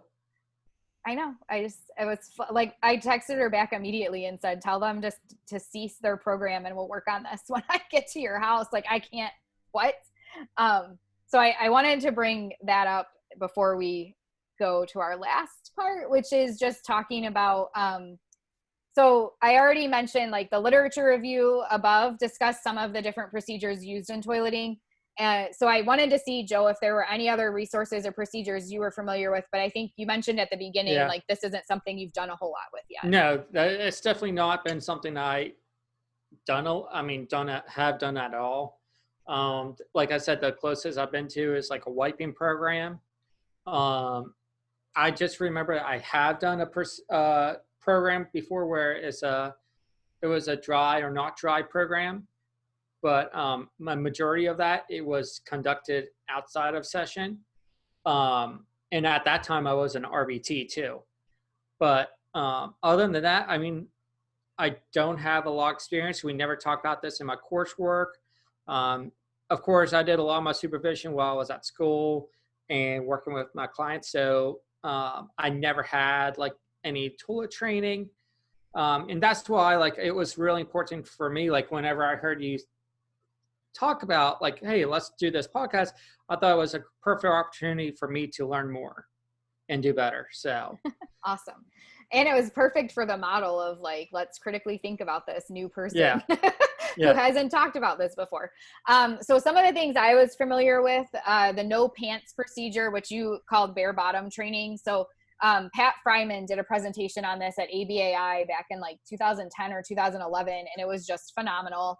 I think in the information that I posted from Boys Town, they probably talk about it in there as well. But again, this is one from like a humane perspective and like privacy that a family might do with like their young learner, but you're not going to do this with like an adult or an older learner, or even if like people are coming into the house, you know, and like working with a child. I had one situation one time where the family wanted to do the no pants procedure. So the learner wore like a long shirt. So I couldn't see anything. But the rationale behind like the bare bottom training is twofold. One, we have a history of, you know, from birth, peeing in our pants, right? Like peeing in our diapers. So depending on, you know, if the learner is like 2 or 3 or even like 4 or 5, they've had this long ingrained history of like, I just sit here and pee. So if you remove that stimulus and you take that away, that can help break that response chain. The other is it's easier to see if they start to pee, and then you can like help them be successful by getting them on the toilet right then. With Taylor, he had like enough control when we did it for a little bit. We didn't do it for days or anything. I think I just did it for a few hours just so I could see, because I was having a hard time being successful. And he would stop. I'd be like, oh, you're peeing, stop.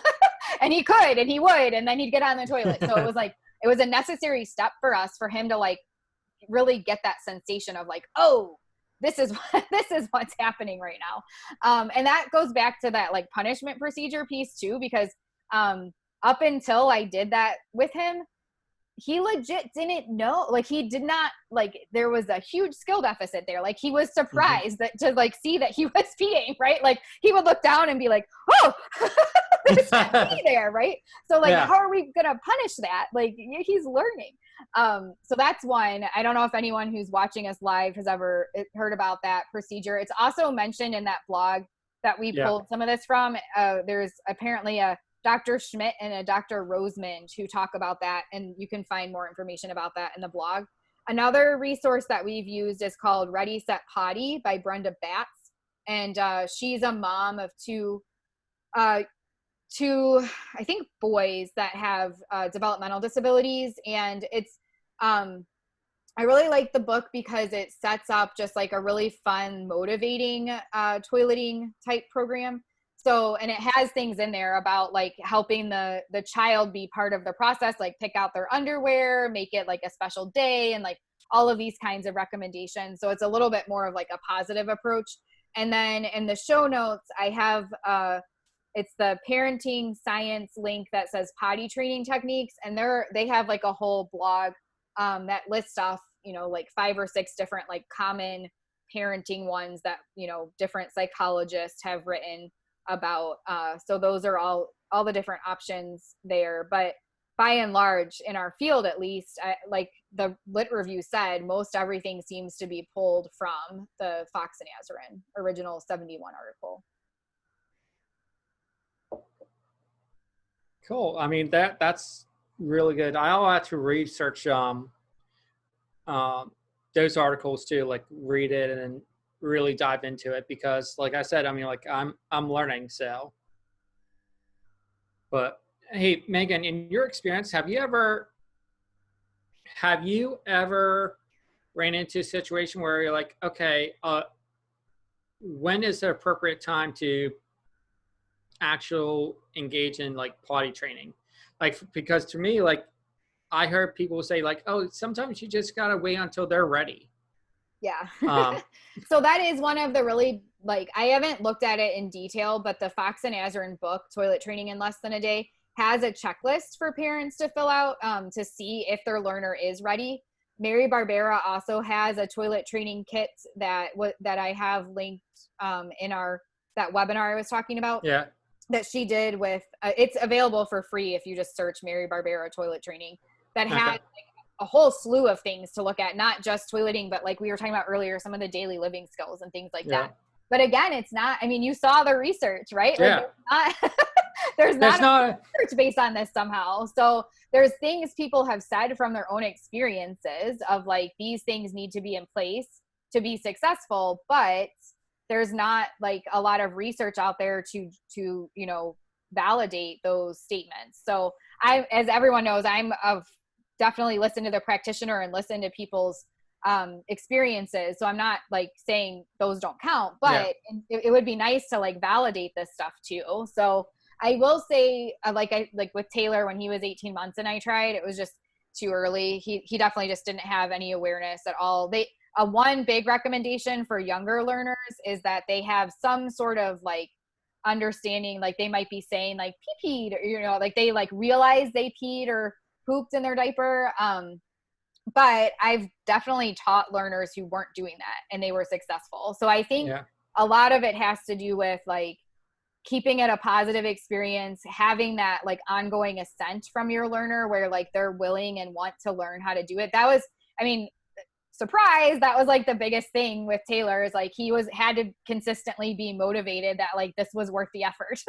Right? Like otherwise, like again, I had the diaper thing pulling me down because he was just wearing diapers too and like couldn't get the rest of my family to like not do that. So it was like, Mom, why would I take the time to like go to the bathroom when I can just pee in my diaper?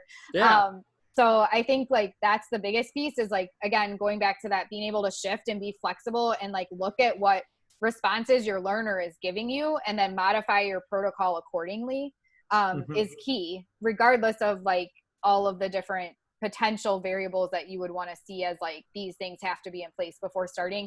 Another key though is to have some sort of strong relationship with the learner, whether it's the parents or if there's like teachers or whoever. Like if you have a learner that doesn't readily follow simple commands, and especially doesn't follow commands to do preferred things, it's unlikely that you're going to get much progress here, because it's an intensive, a lot of people do it in an intensive way where you're going to the bathroom initially every 15 minutes.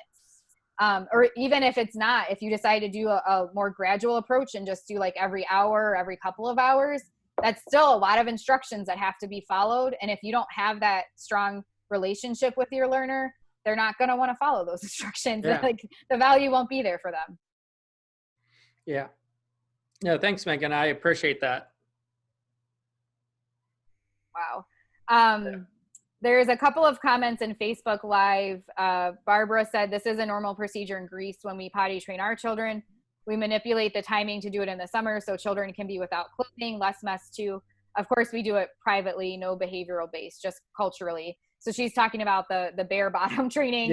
And that's common. Like even if you Google it, all the things talk about like do it in the summer when it's nice out. Of course, if you live in Florida, you can almost do it any time of the year. But and then there was mention about some people are talking about just how like going with what Courtney was saying about toilet training trauma being real. There was some discussion around having, received clients who had apparently been through some trauma with toileting and having like some, issues around like being able to then like safely work on that because there was so much trauma that occurred prior.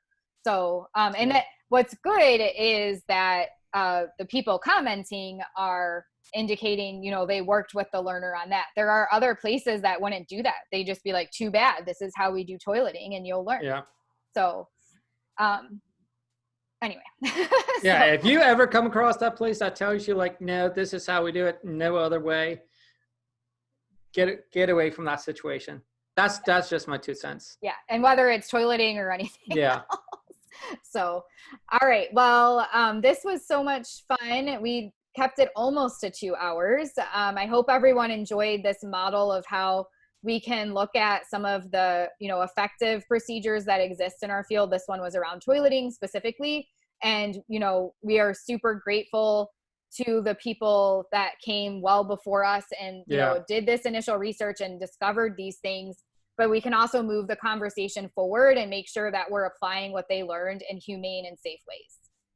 And thinking critically about what aspects might need a little bit more detail or might need to be shifted or might need some troubleshooting and problem solving. And, you know, what to be prepared for when you go into that, running that actual program. And even if there is more research that comes to light, comes out about this, always to have that philosophical doubt and skepticism and do your research and ask questions. Never stop learning, but never stop asking questions either. Perfect. Well, I hope everyone enjoyed this podcast episode. Go forth on your quest to do better. Bye, guys.